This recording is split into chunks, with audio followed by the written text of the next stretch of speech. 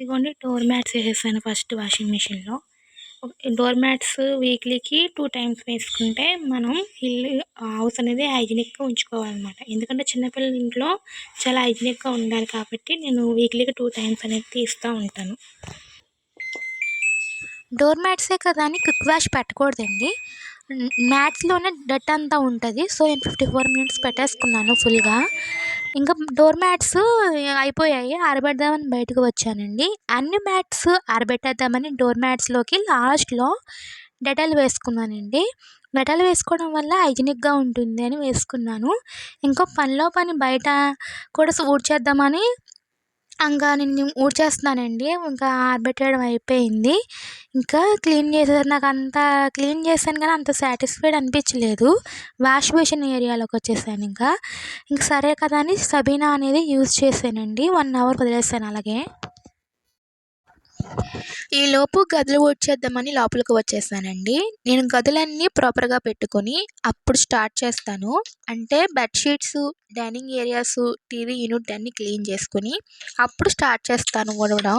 నాకు C section జరిగింది. ఒంగోకూడదని అమ్మ అంటారు. బాబుకి థర్డ్ మంత్ వచ్చింది కదండీ! ఇంక ఊడుస్తున్నాను. బట్ నేను ఒంగోవట్లేదండి. మరి బెండ్ అవ్వకుండా ఎలా ఊడుస్తున్నారనే కదా మీ డౌటు. చెప్తానండి. ఇంకా కార్ట్స్ దగ్గర సోఫా, దివాన్ ఏరియాస్‌లో కూడా మనం బెండ్ అవి ఊడవాలి.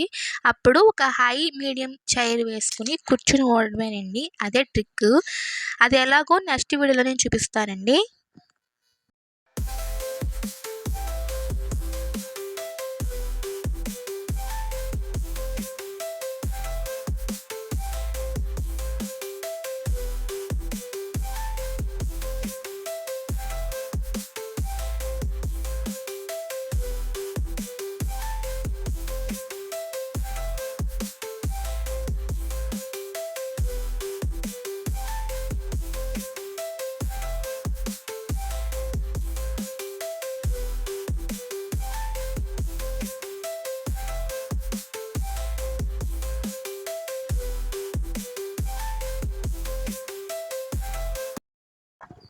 మొన్నటి వరకు మేడ్ ఊడ్చేవారు. బట్ నాకంత సాటిస్ఫైడ్ అనిపించలా. చెల్లి ఊడ్చేది. ఆ రోజు చెల్లి బయటికి వెళ్ళింది. తను వచ్చి ఊడ్చేలోపు నేనే ఊడ్చేశాను.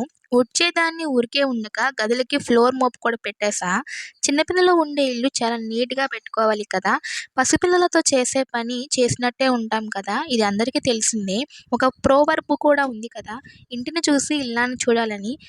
కానీ ఈ టైంలో కూడా అవసరమా అంటే అవును అవసరమే. నాకయింది జస్ట్ ఆపరేషన్ మాత్రమే. తీసుకున్న రెస్ట్ సరిపోతుంది. మరీ రెస్ట్ అయితే లేజినెస్ కూడా వచ్చి కూర్చుంటది. ఫ్లోర్ మోపింగ్ కూడా అయ్యాక వాష్ మిషన్ దగ్గరికి వచ్చి చూసా. చాలా నీట్‌గా క్లీన్ అయిపోయిందండి. అమ్మా! పడ్డ కష్టమంతా మర్చిపోయాను. ఇంత పని చేశాక టీ కూడా తాగాలి కదా! ఇంకా టీ కూడా తాగాలనిపించింది. ఇంకా టీ కూడా తాగేసాను. నెక్స్ట్ డే ఈ వ్లాగ్ షూట్ చేసుకున్నానండి. మా డ్యాడీ, మా మమ్మీ వాళ్ళది మ్యారేజ్ డే. ఇంకా స్మాల్‌గా సెలబ్రేషన్ చేద్దామని మార్నింగ్ బ్రేక్‌ఫాస్ట్‌గా గారెలు with tomato chutney and peanut chutney చేశాను. గారెలు ఎప్పుడు సాఫ్ట్‌గా రావాలి అంటే కొంచెం అటుకులు నైట్ అంతా సోక్ చేసుకొని గ్రైండ్ చేసుకునేటప్పుడు యాడ్ చేసుకుంటే సరిపోతుంది. ఇంకా నేను నైట్ అంతా సోక్ చేసుకున్నాను కదండీ పప్పును కూడా మిక్సీలో వేసుకుంటున్నాను. వాటితో పాటే అటుకులను కూడా మిక్స్ చేసుకుంటున్నాను. ఇంకా గారెల్లోకి ఉల్లిపాయ, పచ్చిమిర్చి, కొంచెం అల్లం ముక్కలు కూడా తరుక్కున్నానండి. ఇంకా టమాటా చట్నీకి టమాటా ముక్కలు, అల్లం కూడా వేసుకొని కొంచెం పచ్చిమిర్చి వేసుకొని అది కూడా నేను ప్రిపేర్ చేసుకున్నాను.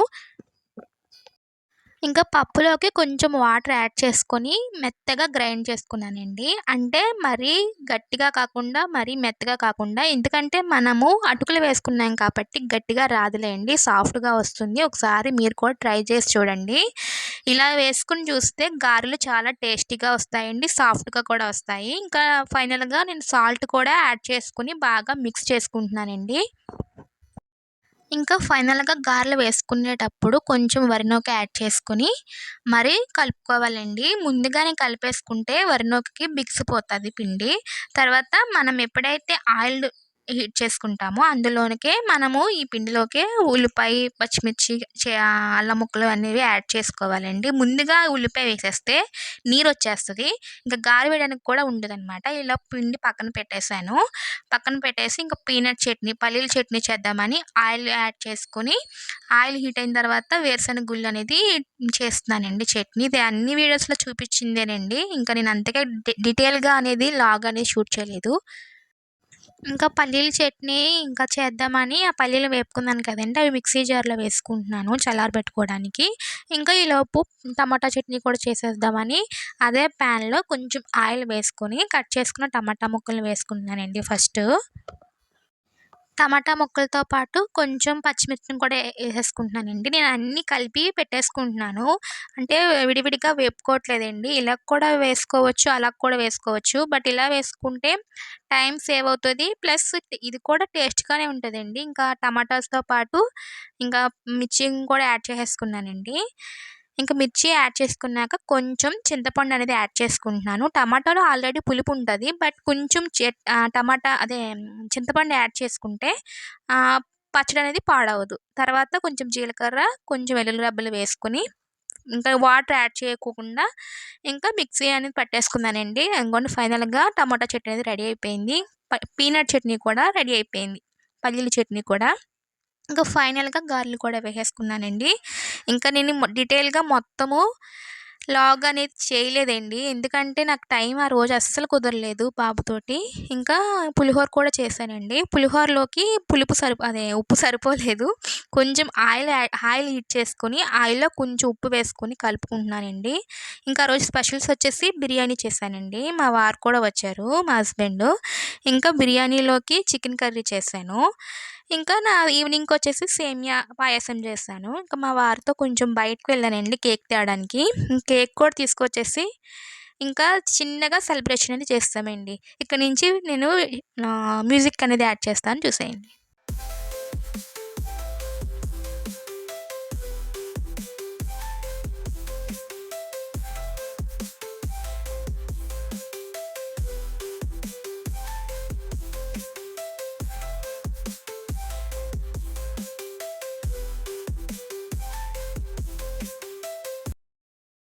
ఇంకా మా వారు వస్తూ గుంటకలరాకు తీసుకొచ్చారండి. ఇంకా పచ్చడి చేద్దాం అనుకుంటున్నాను. ఎందుకంటే అమ్మకి ఫుల్‌గా హెడేక్‌గా ఉందండి ఒక 2 డేస్ నుంచి. సర్లే పచ్చడి చేస్తే అందరూ తింటారని ఇంక పచ్చడి చేస్తున్నాను. గుంటకలరాకు ఇలా ఉంటుందండి. తర్వాత కొంచెం ధనియాలు వేపుకున్నాను. ధనియాలు కూడా వేపుకొని పక్కకు తీసేసుకున్నాను. కొంచెం పచ్చెనపప్పు, మినపప్పు, జీలకర్ర వేపుకుంటున్నానండి. ఇవి కూడా బాగా వేగిన తర్వాత మనం ఆకుని ఒక 6 టైమ్స్ బాగా కడుక్కొని వాటరు అదేమంటారు వడపెట్టుకోవాలండి. అంటే నీరంతా వడబెట్టుకోవాలి. ఈ ఆకుని బాగా కడుక్కోవాలండి, ఇసుకుంటుంది. తర్వాత కొంచెం ఎండుమిరపకాయలు అంటే ఒక 10 తీసుకున్నాను. ఒక 6 రెబ్బలు ఎల్లుల్లిపాయలు ఇవన్నీ మిక్సీలో వేసుకొని కొంచెం ఉప్పు కూడా వేసుకొని గ్రైండ్ చేసుకున్నానండి. ఇలా మెత్తగా గ్రైండ్ అయిన తర్వాత నేను ఆకుని మగ్గబెట్టుకున్నాను కదండీ! అది కూడా ఒకసారి మిక్సీ చేసేసుకొని అందులోకి కొంచెం చింతపండు కూడా వేసుకొని పోపు కూడా వేసుకున్నానండి. అంతేనండి, గుంటగొందరాకు పచ్చడి అనేది రెడీ అయిపోతుంది. ఇది తింటే మంచిది. ఓకేనండి. Thank you for watching.